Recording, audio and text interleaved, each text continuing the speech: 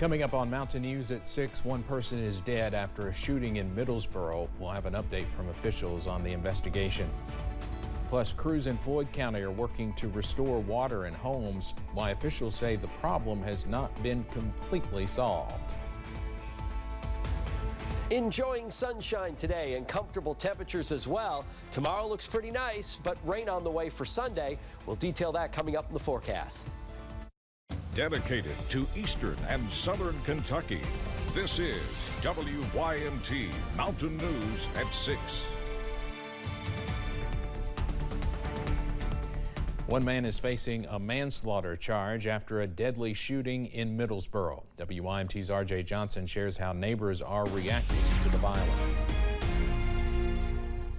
Thursday evening on Winchester Avenue was interrupted by gunfire. Middlesboro Police Department received a dispatch concerning a shooting in the Winchester Avenue area of Middlesboro. Kendrick Thomas lives on Winchester Avenue and says he was shocked when the shooting happened. I had just got home, and there's kids that play out here. So at first, my thoughts was maybe one of the kids had got hit out here, and then as we looked across the street here, we noticed that there was a young guy who had got shot. That man was 24-year-old J.D. Lumpkin. He was taken to the hospital where he later died. Police then arrested 27-year-old Leslie Webb and charged him with second-degree manslaughter.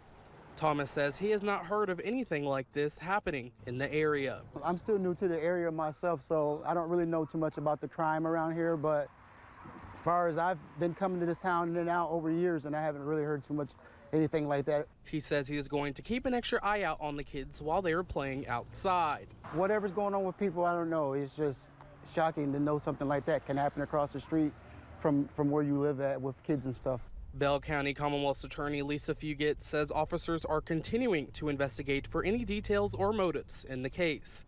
In Middlesboro, RJ Johnson, WYMT Mountain News. Webb was taken to the Bell County Detention Center. He's scheduled to be arraigned Tuesday morning at 11.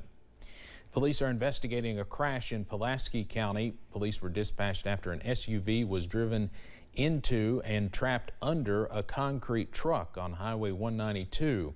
Police said the truck was backing out of a driveway. The driver of the SUV, Peggy Lockaby, was extracted by first responders and flown to UK Hospital. Police said the extent of her injuries are unknown. They said the driver of the concrete truck, Levi Perkins, was not injured.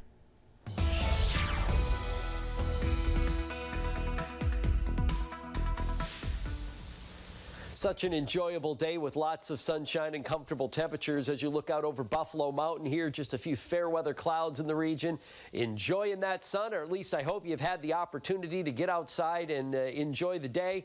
If you haven't, head out this evening. It'll be pretty nice. Have dinner, sit out on a patio, just soak in the sun, the low humidity, and the fairly light breeze. Hazard here, we're looking at sunshine as well. As you look at temperatures, I mean, perfect. It slid into the 60s there in Wise at 68, but lots of mid and upper 70s across the rest of the area, and even as warm as 81 now in Somerset. Sunshine again prevailing pretty much all day long. Had a little patchy fog this morning. That's really pretty much it for us weather-wise today, with a strong area of high pressure controlling the weather across the Ohio and Tennessee valleys.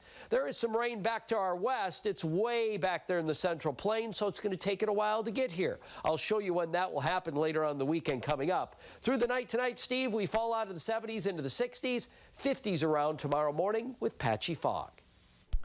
All right, Mace, thank you. The wait for water in Wayland is hopefully over for now, with utility officials saying the connections have been fixed and they are now working to put on the pressure. But as WYMT's Buddy Forbes tells us, this is expected to be an ongoing battle of breaks and repairs. For some people in the Wayland community, it has been nearly 1 week since they have turned on the faucet and had water flowing. That's a long time, and that's a necessity, and a lot of residents are just aggravated.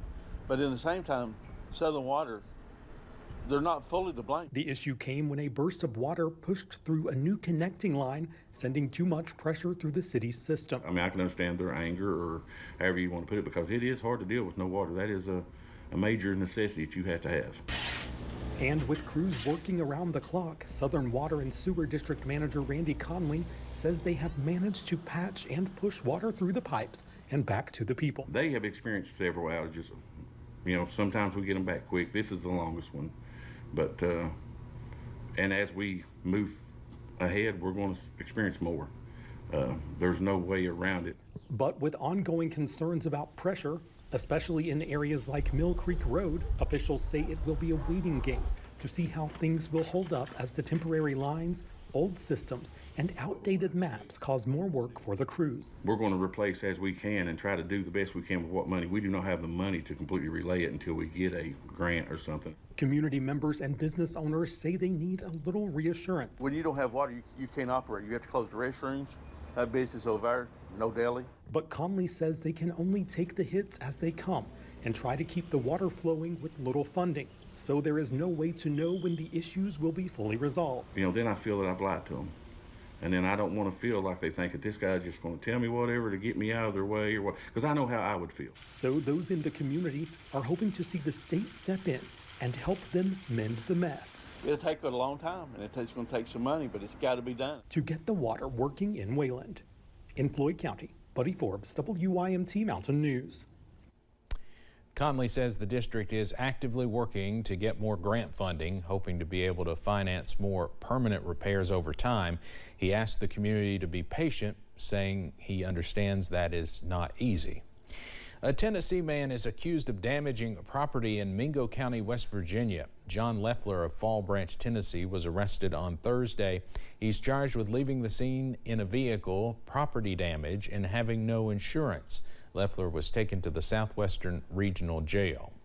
A road in Jackson County will be temporarily closed during daytime hours next week. Crews will close Kentucky Highway 89 Monday through Friday of next week from 8 a.m. till 6 p.m. Officials say they'll be working on drainage repairs. Drivers are encouraged to take different routes such as Highway 1955 or US 421. Leaders celebrated more health options with a ribbon-cutting ceremony today. WYMT's Madison Carmouche takes a closer look from Grace Health in Corbin at the medical services they provide. 2, 3. The Grace Health Medical Campus in Corbin opened its doors in November, but the success did not come overnight. Well, for Grace Health, this is truly a recent milestone for us. It's been under works for almost 6 years, and to see it come to fruition is amazing. The facility is unique because it offers patients a full day of care with services varying from dental to internal medicine, all under one roof. At this time, we're seeing people from at least 6 counties or more that are accessing the care. And what's great is we also have a partnership with Baptist Health Corbin. Not only will the facility bring new treatment and care to patients, but Senate President Robert Stivers hopes it will increase the population in the region. It just makes this area more attractive because when people or companies look to relocate, be it for jobs or retirement, they want to know about the healthcare services. So this is a model for why people from an economic development standpoint would say, we're interested in the Corbin area. Congressman Hal Rogers says securing funding for facilities like the medical campus helps stimulate the region's economy in more ways than one. Number two, there's a lot of jobs here. We're providing jobs for a lot of people with this facility. And also it's a great place for training nurses to be, for example. So they've had a home run here. Hoping to accomplish the goal of keeping Eastern Kentuckians in Eastern Kentucky. In Corbin, Madison Carmouche, WYMT Mountain News.